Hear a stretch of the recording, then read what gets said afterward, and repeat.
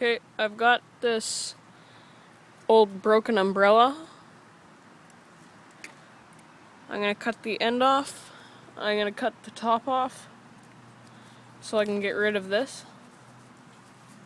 Then I'm gonna take all the arms off and take this sliding piece off. And that should make part of our baton that we're gonna make. Okay, so there's this plastic plug right here that I'm gonna try and remove. Allow me to remove this easier. Okay. Okay, I popped the top out. If I'd known, I would have unscrewed it, because that would have made that a lot easier. But I just stripped the plug right out. Or I cut it away from the fabric on the umbrella, so you can see. It's just stripped out. But now I'm going to remove all these little arms. Okay, now that's up. It was as simple as breaking two little wires that held them all on. So now I've got to remove this plastic thingy. Okay, I've removed the top part. Sorry. I couldn't pull it off with pliers, so I just burned it off. You can see I've squashed and bent over the end while trying to take it off with pliers. But this piece I didn't take off because I think I'll use that for the part of the handle. Next, I gotta remove this. Okay, I've just burnt it off because it was too hard to pull off. Plus, this is just the cleanest way I can keep the pipe intact. It's not clean, but quickest way.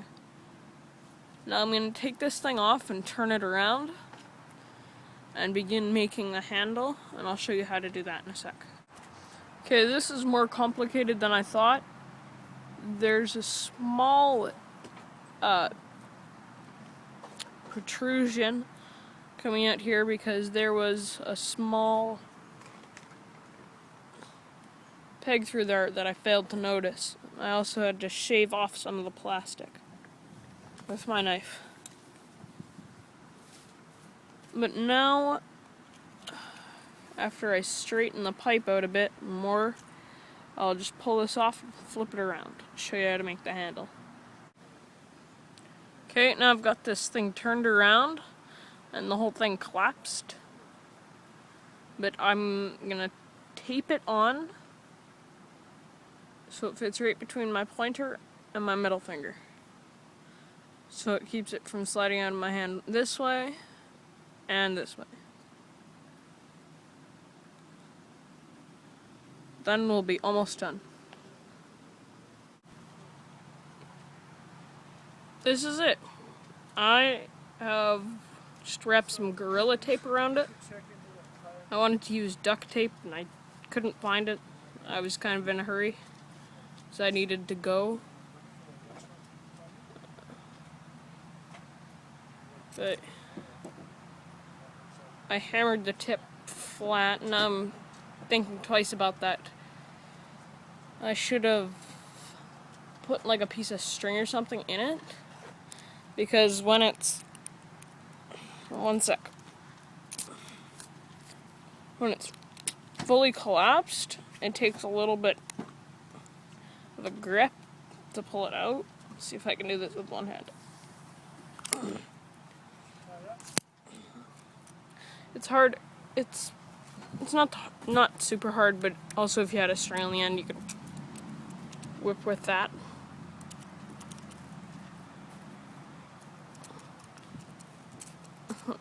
Rubber baton.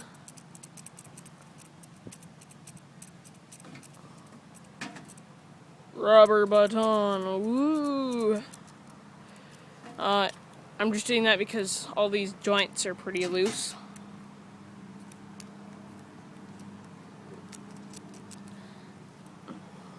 But you can remove that part if you want. I'm not going to bother with it. Oh, God, he's totally loose. And, oh, that's my dad. Or camping. you can remove that a little bit. Yeah, I wish I hammered a piece of string in there, just for opening. You could just like hook your thumb or a finger through it, just pull it straight out. But yeah, it's not very nice handle, but I've got that piece in there so it won't slide out of my hand either way. I've got a good grip on it. But yeah, that's it. Okay. That's it. For now, see you next time. Okay, and before I go, I'm gonna ask you, the YouTube viewer, about something. I purchased this knife today for $1 at a garage sale. And I'm thinking about making a sheath for it, but I don't know if I should just sharpen it. That's the first option. Second is to make it like a tanto kind of style.